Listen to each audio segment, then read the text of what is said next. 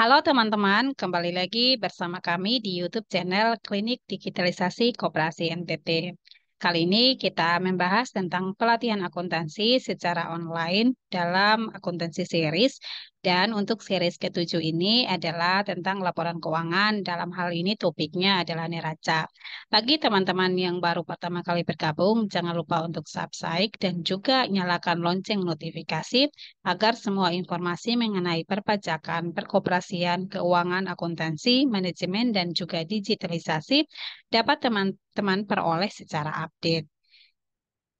Nah, untuk topik kali ini adalah neraca atau laporan posisi keuangan.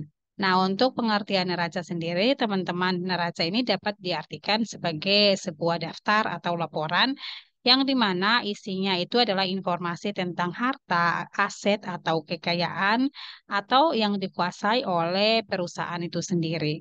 Tentu kekayaan yang menjadi milik orang lain dalam hal ini kewajiban atau utang dan juga kekayaan yang menjadi milik dari pemilik perusahaan itu sendiri atau ekuitas pemilik. Nah, dengan membaca neraca tentu kita akan dapat mengetahui bahwa perusahaan ini memiliki beberapa banyak aset dan juga berapa banyak utang serta perusahaan ini memiliki berapa banyak modal dari pemiliknya sendiri. Misalnya, teman-teman merencanakan untuk mendirikan sebuah perusahaan itu dengan modal yang teman-teman miliki itu sebesar 1 juta. Nah, tentu dari modal ini teman-teman ingin lagi menambah modal dari pihak lain. Contohnya di sini misalnya ada pasangan atau orang lain, orang tua dan sebagainya, sahabat untuk menambah modal sendiri dari teman-teman. Lalu ada tambahan modal 10 juta. Tentu bahwa total modal ini adalah 11 juta. 11 juta ini perolehannya 1 juta dari modal sendiri teman-teman. 10 jutanya itu dari utang atau pinjaman dari pihak ketiga atau pihak lain. Nah, contohnya kita dalam menyusun untuk bentuk neraca awalnya ini teman-teman bisa lihat contoh perusahaan namanya perusahaan sukses. Lalu per 1 Januari ini sebelum kita melakukan aktivitas dalam perusahaan ya, ini masih kumpulan modal awal. Nah, maka kasnya ini 11 juta seperti disampaikan tadi itu utang 10 juta. Lalu modal atau ekuitas dari pemilik perusahaan ini adalah 1 juta, sehingga totalnya adalah 11 juta. Nah, teman-teman bisa lihat aktiva dan pasiva itu nilainya harus sama karena kepemilikan atau aset atau kas ini menjelaskan bahwa dari mana sumber uang itu berasal. Nah, dari utang dan juga modal. Nah, teman-teman bisa lihat tampak dari informasi dari model neraca di atas itu tentu pertama kita lihat dulu, oh nama perusahaannya perusahaan sukses. Lalu neraca ini dari nama dari laporan tersebut ya atau posisi laporan keuangan. Nah, untuk di 2025 itu kita tidak sebutkan lagi neraca teman-teman karena kita sebutannya laporan posisi keuangan ya. Karena kita sudah beralih dari SAK EP etap menjadi SAK EP ya. Lalu ini ada tanggal ya, tanggal yang dicantumkan. Nah, lalu isi dari neraca tersebut ada meliputi kas, utang dan juga modal atau ekuitas dari pemilik perusahaan. Nah, ini bentukan contoh awal dari neraca. Kita lanjut lagi. Dari informasi tersebut, maka harus ada dalam setiap neraca. Tentu bahwa isi dari neraca yang disajikan di setiap perusahaan itu beda-beda, teman-teman ya. Jadi kita contohkan, kita akan menyusun neraca perusahaan Kediri ya milik Tuan Gasa dengan informasi transaksi atau informasi kekayaan dan utang serta modal sendirinya seperti ini. Teman-teman bisa lihat ada uang tunai 10 juta, lalu ada modal sedan 35 juta, ada mobil pick up 30 juta ya. Lalu ada utang kepada toko hasrat 10 juta, utang juga kepada toko abadi 5 juta. Nah, dari informasi ini kita akan membuat neraca, teman-teman. Nah, bisa dilihat di sini ini nama perusahaannya Kediri, lalu ini bentuk neraca atau laporan posisi keuangan, lalu harus menentukan ya di sini per 5 November ya. Contohnya 2024, 5 November 2024. Lalu kas di sini 10 juta ya sesuai dengan informasi eh, kekayaan atau utang yang dimiliki ya per 5 November. Lalu ada mobil sedan 35 juta, mobil pick up 30 juta. Maka total dari kekayaan dari perusahaan Kediri ini sebesar 75 juta, teman-teman. Lalu kita beralih dari sumber kekayaan dari perusahaan Kediri ini ada utang dari toko hasrat itu 10 juta. Lalu utang juga dari toko abadi 5 juta. Dan modal sendiri dari Tuan Gasan ini adalah 60 juta, maka totalnya 75 juta. Jadi ini adalah bentukan dari neraca tersebut dengan informasi per 5 November di 2024 contoh ya. Kita lanjut lagi tentang pengertian dan juga klasifikasi kelompok dalam akun-akun neraca ya. Nah, teman-teman mungkin berpikir bahwa aktiva adalah kekayaan atau sarana yang secara nyata dapat dilihat atau dipegang saja. Namun, pengertian aktiva atau aset ini tidak sesempit itu, teman-teman. Nah, aktiva atau aset dalam akuntansi ini dapat diartikan sebagai sumber-sumber ekonomi yang dimiliki dan atau dikendalikan atau dikuasai oleh perusahaan tersebut. Jadi bermanfaat juga di masa yang akan datang dan diperoleh dari hasil transaksi yang lalu ya. Nah, suatu aset atau aktiva itu akan mencakup akun-akun contohnya seperti akun kas, piutang, persediaan bahan habis pakai, peralatan dan bangunan. Nah, agar laporan keuangan yang dapat dibaca dan ditafsirkan secara baik, maka tentu kita perlu mengklasifikasikan atau klasifikasi standar untuk akun-akun neraca maupun akun-akun dalam perhitungan laba rugi ya. Secara umum aktiva itu atau aset dapat diklasifikasikan seperti ini, teman-teman bisa lihat ada aktiva lancar atau current asset, lalu ada investasi atau investment, lalu aktiva tetap berwujud dan juga ada aktiva tetap tidak berwujud, lalu ada aktiva lain-lain. Jadi dalam bentukan aktiva pun ada yang berwujud, ada yang tidak berwujud, dan ada lain-lain. Nanti kita lihat contoh-contoh aktiva berwujud, tidak berwujud, dan lain-lain seperti apa ya. Kita lanjut lagi dalam aktiva itu ada aktiva lancar dan aktiva tidak lancar. Nah, untuk aktiva lancar sendiri adalah aktiva yang mudah dijadikan uang atau aktiva yang akan segera dipakai, digunakan, dikonsumsikan dan juga diolah dan habis dalam periode normal usaha atau periode 1 tahun lah ya, dipilih yang mana yang lebih lama. Jadi kita pilih kalau misalnya di bawah setahun itu aktiva lancar, di atas setahun itu aktiva tidak lancar. Nah, aktiva lancar dalam perusahaan ini teman-teman bisa lihat biasa dalam bentuk kas dan juga bank, ada efek atau surat berharga, ada piutang wesel, ada piutang usaha dagang, bahan habis pakai, persediaan dan persekot biaya. Nah, ini adalah contoh-contoh aktiva lancar. Lalu kita masuk dalam investasi. Investasi ini kalau misalnya teman-teman menyimpan uang di bank dalam bentuk deposito. Nah, dengan harapan bahwa memperoleh penghasilan atau bunga, maka tindakan teman-teman itu dapat dikatakan sebagai suatu investasi ya. Jadi investasi itu berupa ada investasi saham, investasi obligasi, dan juga investasi tanah. Lalu kita lanjut dengan aktiva tetap berwujud. Nah, tentu kalau bicara berwujud itu adalah aktiva yang fisiknya tampak atau ada wujudnya. Maka masa pemakaiannya itu lebih dari 1 tahun dan digunakan untuk usaha atau bisa bila diartikan itu dapat dilihat, diraba ya. Ini adalah aset atau aktiva tetap berwujud. Lalu kita lanjut bagi perusahaan yang bergerak di bidang pengolahan barang atau industri ya, misalnya pabrik dan juga peralatan sering disebut aktiva tetap berwujud. Sedangkan untuk perusahaan dagang yang termasuk aktiva tetap berwujud itu hanya bangunan dan peralatan, teman-teman. Nah, di dalam neraca itu aktiva tetap berwujud itu disajikan berdasarkan urutan kekekalannya. Jadi lama aktiva tersebut dipakai oleh perusahaan tersebut. Aktiva atau aset yang waktu pemakaiannya relatif lama itu ditempatkan paling dahulu, kemudian diikuti dengan aktiva yang jangka waktu pemakaiannya makin pendek. Jadi jenis aktiva berwujud ini contohnya adalah tanah. Ini tanah paling lama ya. Lalu ada prasarana, bangunan, peralatan pabrik, perabotan dan juga peralatan lalu kendaraan. Ini adalah urutan dari aktiva berwujud. Nah, teman-teman bisa lihat di sini bangunan ya. Ini contohnya 45 juta, lalu akumulasi depresiasi bangunannya ada 4 juta, maka nilai bukunya adalah 41 juta. Dan juga ada peralatan pabrik ya 15 juta dengan akumulasi depresiasi peralatan pabrik tentu 3 juta di sini. Teman-teman bisa lihat sini nilai bukunya 12 juta. Nah, dari komponen-komponen aktiva tetap berwujud ini maka jumlah aktiva tetap berwujudnya nilai bukunya adalah 92 juta 500.000 ya. Ini hitungan dari 4 komponen bangunan, peralatan pabrik, perabotan, dan juga peralatan dan kendaraan. Ini adalah aktiva tetap berwujud. Lalu kita masuk di komponen aktiva atau aset tetap tapi tidak berwujud. Nah, selain aktiva tetap berwujud tadi, perusahaan juga dapat memiliki aktiva tetap yang masa pemakaiannya lebih dari 1 tahun dan digunakan untuk menjalankan kegiatan usahanya. Namun, dalam aktiva tersebut itu tidak ada wujudnya karena tidak dapat dilihat, diraba ya. Maka tentu tidak bisa dilihat ya. Jadi ini bukan tuyul, tetapi memang aktivanya adalah tidak bisa dilihat secara kasat mata. Nah, contohnya apa saja adalah aktiva yang tidak bisa dilihat ya atau tidak terwujud, tidak berwujud. Nah, maka contohnya adalah hak paten itu, terus hak pengarang, misalnya merek dagang, franchise, juga lisensi, ada goodwill, ada formula rahasia. Nah, itu adalah bentukan dari aktiva atau aset tetap tidak berwujud.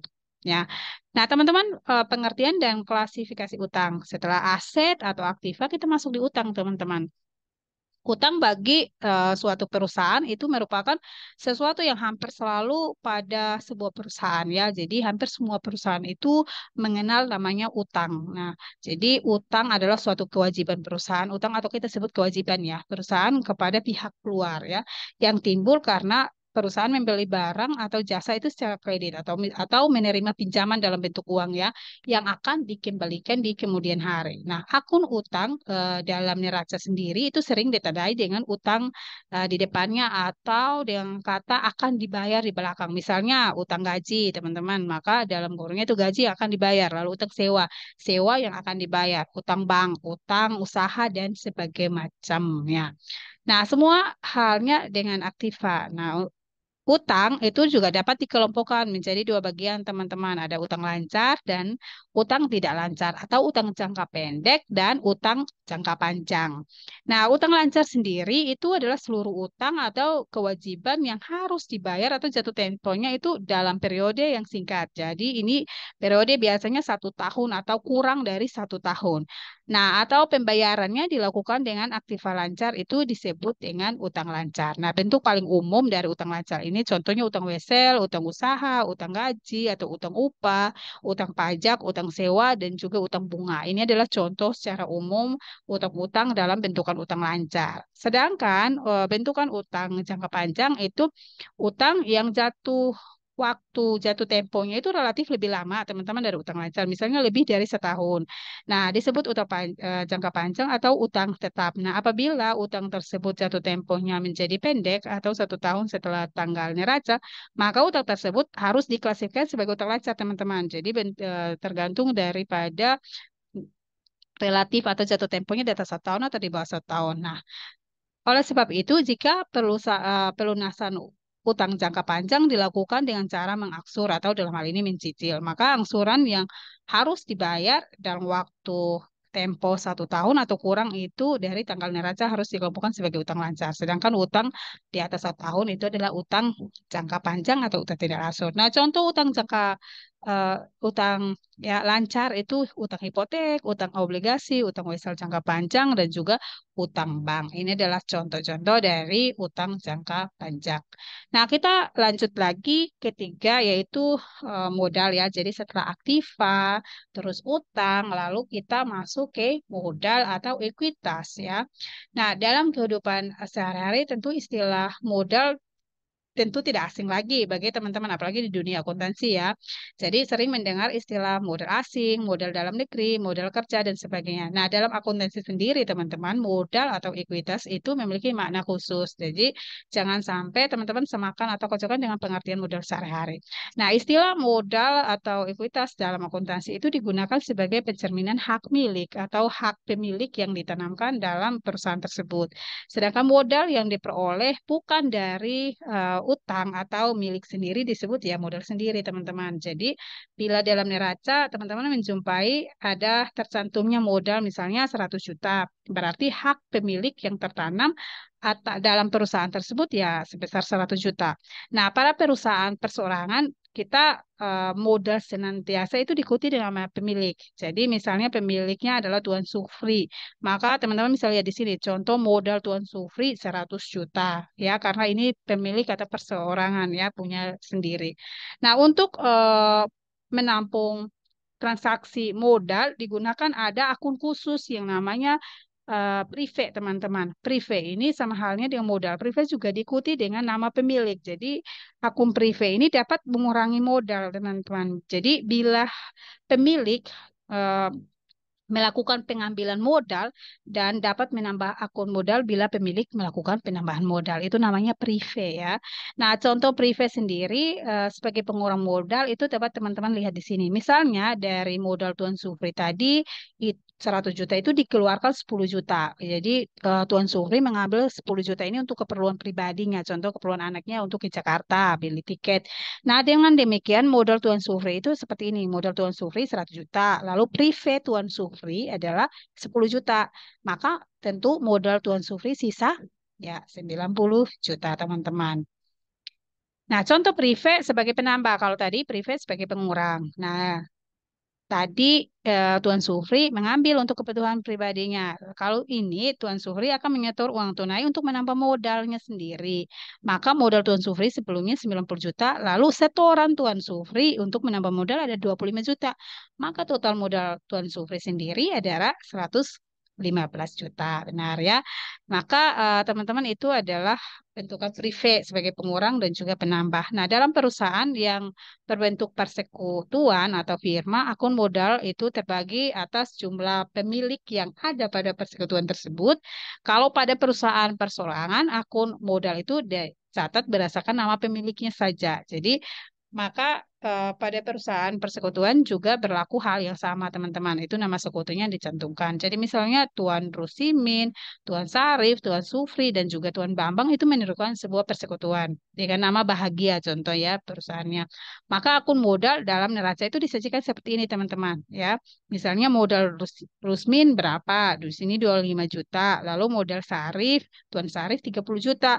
Lalu ada modal Tuan Sufri 20 juta dan modal Bambang 25 juta. Sehingga totalan modal dari Bahagia ini adalah 10 juta ya. 100 juta, sorry.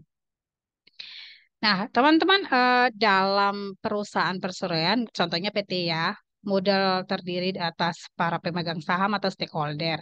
Dan juga akun modalnya itu diberi nama modal saham atau capital stock.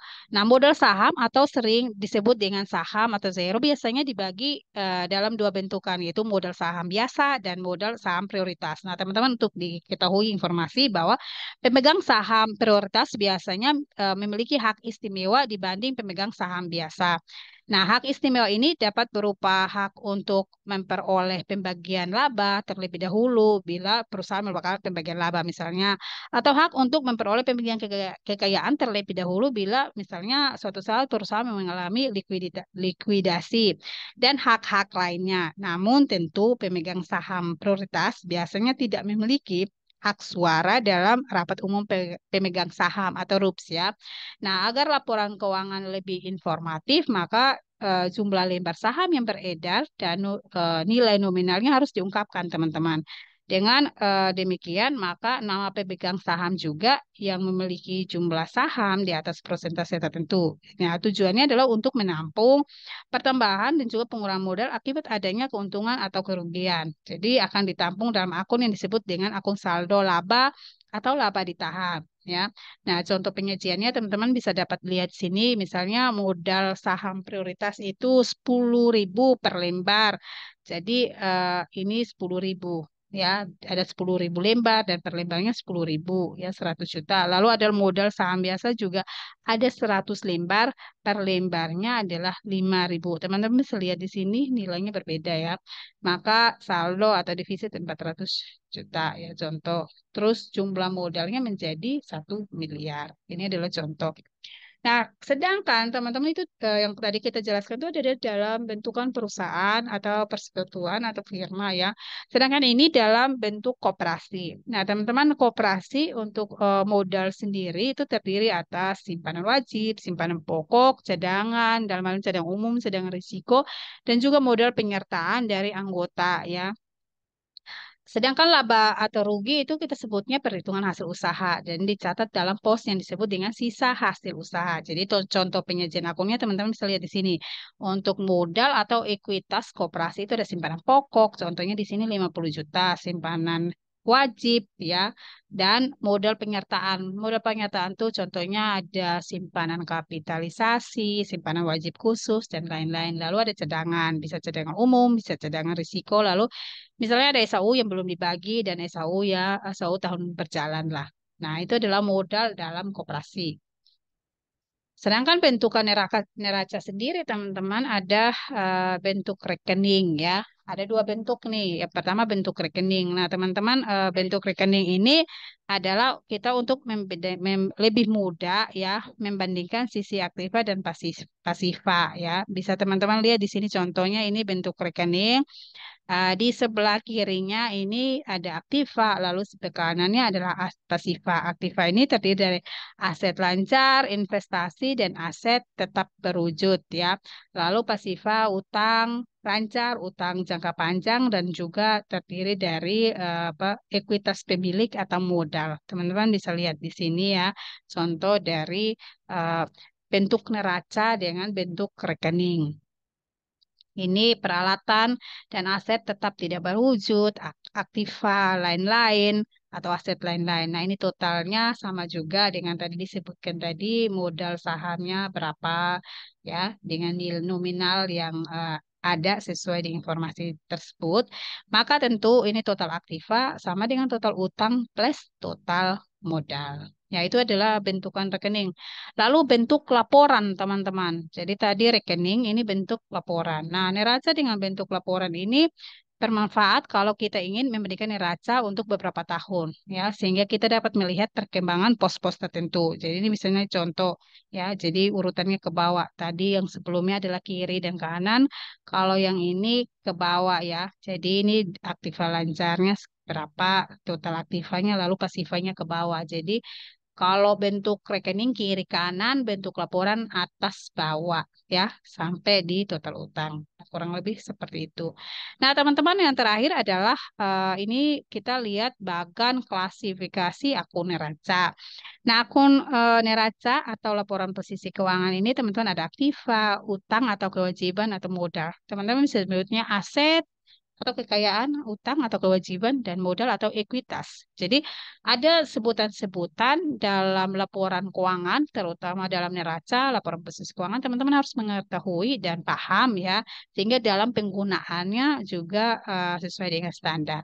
Nah, aktiva atau aset atau kekayaan ini ada aktiva lancar atau aset lancar, aktiva tidak lancar ini berupa investasi, aktiva tetap berwujud, aktiva tetap tak berwujud. Lalu ada utang, teman-teman bisa lihat di sini utang lancar, utang tidak lancar, lalu modal, modal sendiri dan juga modal ya dari sisa laba ya atau laba berjalan. Nah, teman-teman ini adalah bagan klasifikasi akun neraca. Nah, demikian penjelasan mengenai laporan keuangan, dalam hal ini laporan posisi keuangan, dalam hal ini dengan topik neraca. Nah, teman-teman, semoga bisa dipahami dengan baik. Dan bagi teman-teman yang ingin bertanya, bisa tulis di kolom komentar.